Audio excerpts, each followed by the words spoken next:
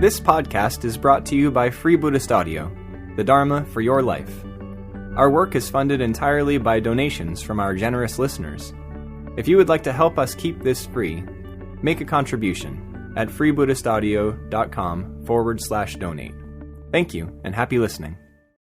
We are talking about a potential that we all have, and that we all know about, actually. It's confidence, essentially. That's an English translation, and English translations are always a bit problematic because there is no such thing as a real translation. You can't really translate very well from one language to another, particularly from Pali and Sanskrit. Particularly the concepts of Buddhism don't translate well into English, just because the background those languages evolved from is so very different. So you always have to be careful about that. So the word is Shraddha, and it's often translated confidence, trust. But the best translation really is faith. The trouble is with faith is that all the associations we have with that word are theistic, and so at least a lot of the associations we have with that word are theistic. So it isn't just confidence, it's more than that. Confidence is including, but confidence is too subjective. It's too much about me feeling confident or not feeling confident. This quality of Shraddha or faith, I'm going to use the word faith, is something that's drawn out of us somehow. It's a developed emotion, you could say.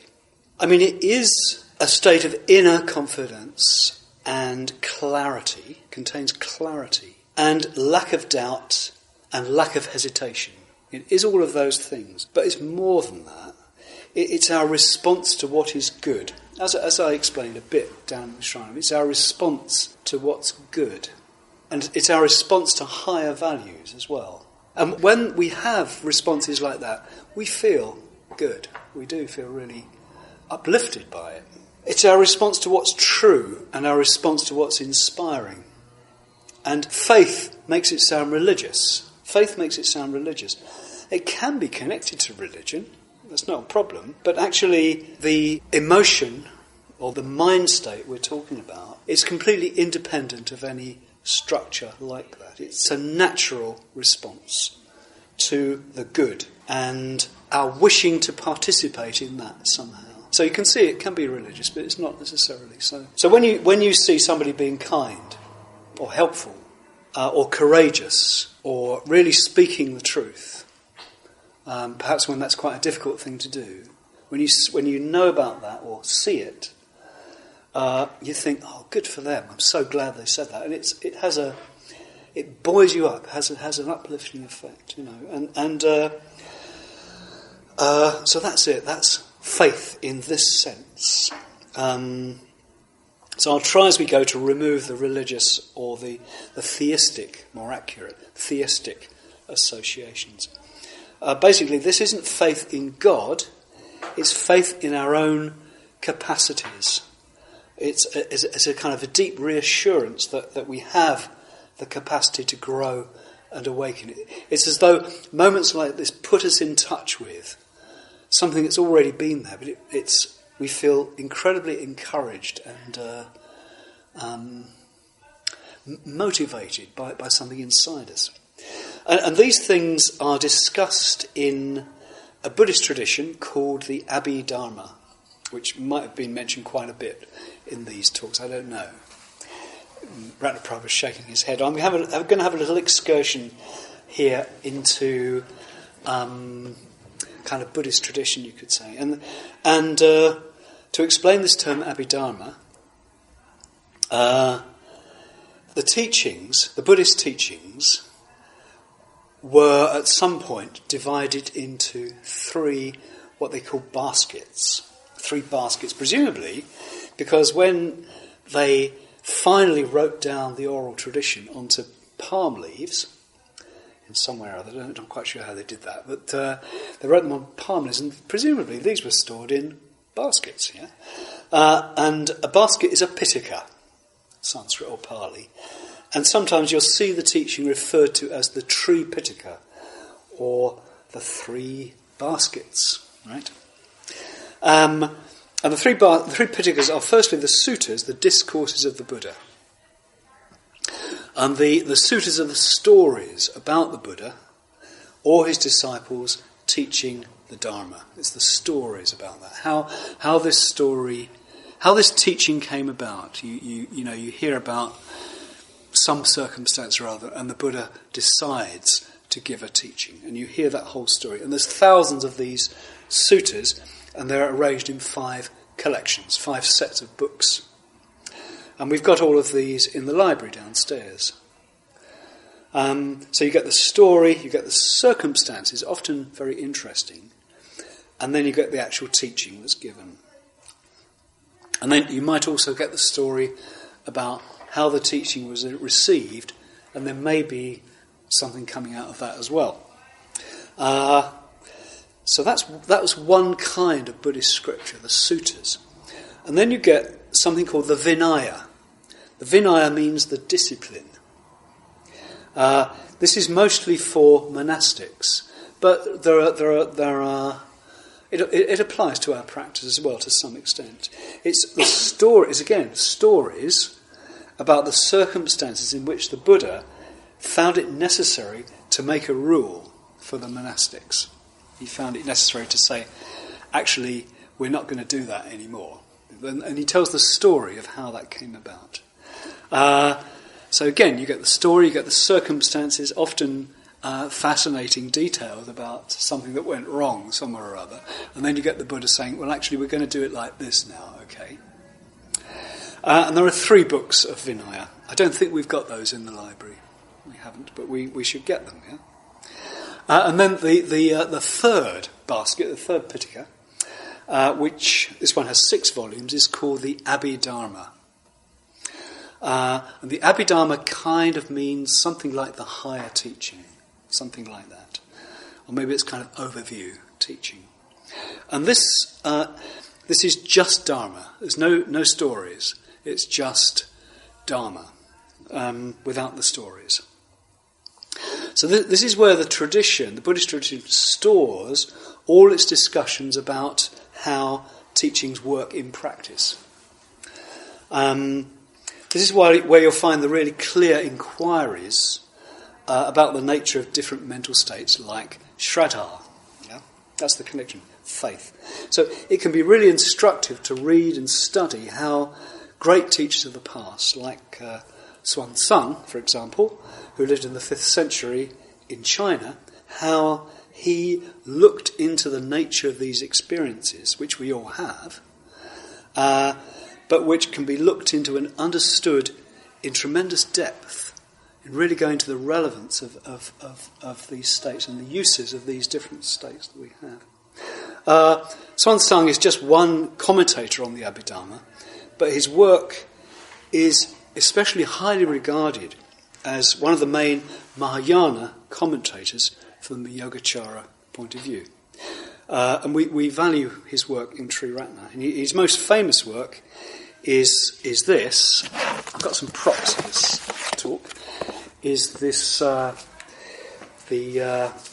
it's called the Doctrine of Mind Only, or Mere Consciousness. Not a very good translation. It's half in Chinese. It's a translation from. This is a translation from the Chinese, and it's got a great picture of Xuanzang in it. There he is, and he's one of the things he's famous for was bringing, as a young man, doing the incredible journey, very dangerous journey to India from China, partly across land and partly by ship. And then training up in a monastery in India. Maybe he was at Nalanda, I'm not quite sure. Looked to Ratnaprabha, he's nodding. And coming back loaded with scriptures. And this is him with this kind of elaborate rucksack type of thing on his back. This is how he's usually portrayed in pictures. You see him with this big rucksack full of sutras, probably. Sutras and Abhidharma commentaries and goodness knows what. He's kind of very determinedly walking along with this thing. So, Xuanzang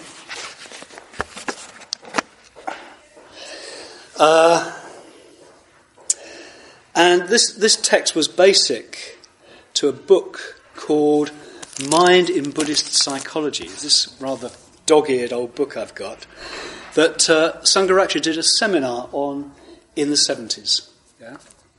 I'm telling you all this because this is like our tradition of scriptural study and our tradition of looking into these things. And he did this seminar, and then 20 years later, he produced this, about 95. This is a really good book. It's called Know Your Mind. This is worth looking into if you're interested in this stuff. And much more recently, I think last year, Subhuti produced this book, Mind in Harmony, which is the same. It's all the same territory. All these 4 books, they're all the same territory. Some more accessible than others. This is a very good book. I really recommend Subhuti's book. I really hope that as the new centre really gets going, it's starting to get going now, isn't it, a bit? And I think as we get going, we'll get the library going and probably do more study events and have people down there looking into this stuff, mining all these Dharma texts. Anyway, I don't want to spend too long on this, but in Abhidharma, this detailed understanding of the workings of the mind in relation to liberation, not just psychology, but it's like the psyche in relation to freedom and liberation. This is the particular angle of Buddhism. You know, there's a lot of analysis of the dark stuff, the darker workings, craving, hatred, envy, delusion, etc. But there's also a lot of thought and observation of the mind as it becomes liberated, as our minds become liberated. You know, we all have our moments. Those moments can add up to liberation. And positive mind states start emerging. And the very first of these, the one that really kind of starts us off, it kind of leads us in a way, is this quality of faith or Shraddha, confidence, trust.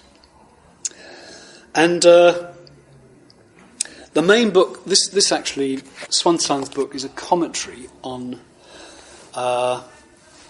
something by a Sangha. And in that book is this little encapsulation of what Shraddha is. And it says, what is trust? It uses the word trust. What is trust? This is a Sangha speaking. It is full and firm conviction with regard to that which exists. Serene, that's one thing. Serene joy relating to good qualities, that's 2. And eagerness for capability. Funny word, I'll explain. Its function consists of giving a basis to will. So this is very incredibly concise, typical of Indian writers, incredibly concise. You really have to tease out the meaning.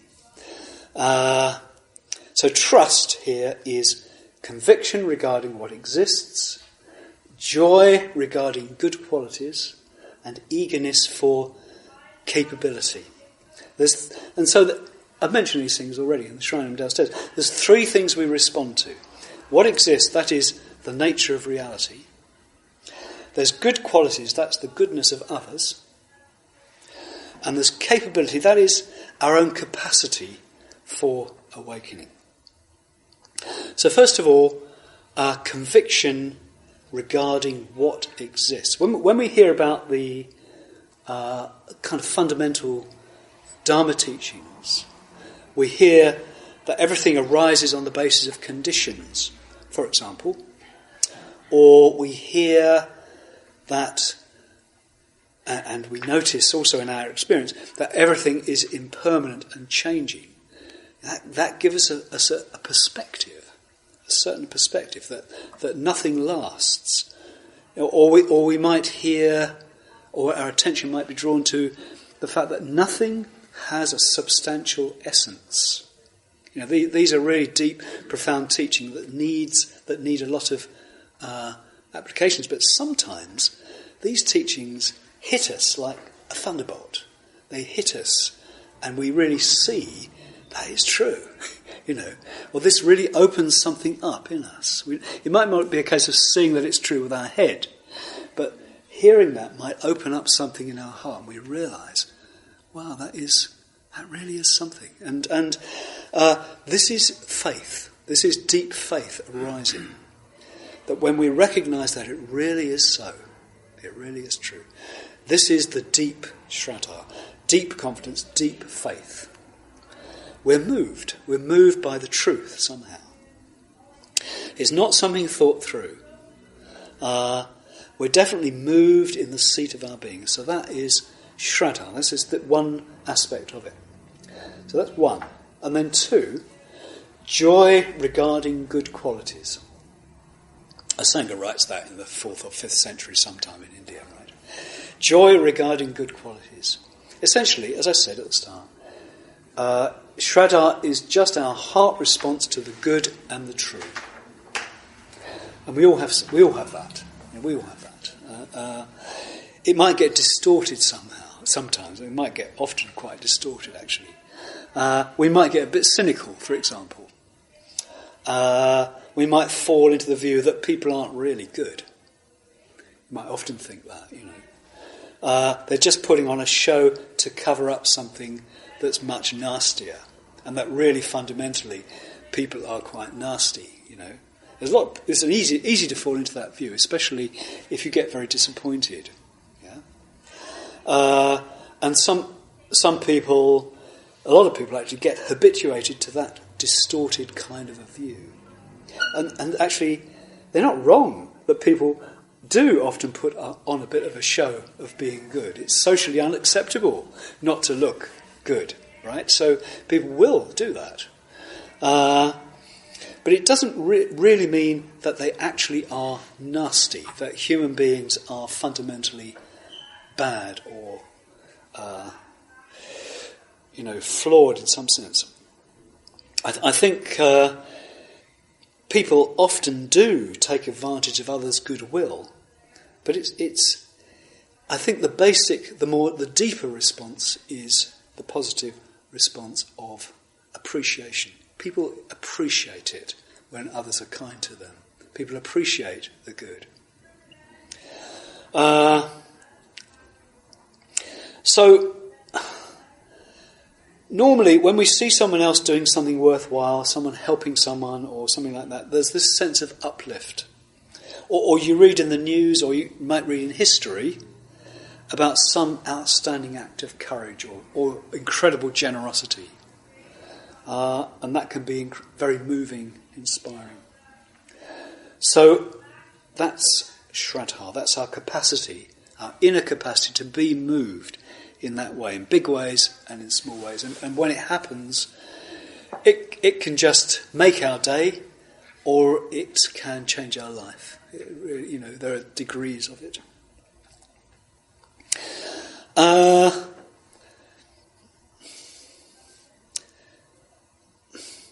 Because it's our response. Wait a minute. Then the third thing is eagerness for capability. What a Sangha mentioned there. This is really about our own potential, our own capacities. This is really quite important, actually. We can be moved by the fact that we realise there's a lot of potential inside us. And this can be really fundamentally moving when we realise that we can trust that. We can really trust that we have these capacities, and we hear all this stuff about the Dharma. We hear all about impermanence, emptiness, or compassion, and it all seems a bit out there. It all seems a little bit abstract and to do with other people, and a little bit kind of out of our league somehow. But there are times when we realise actually that is talking about me. This is talking about ourselves, and this is moving.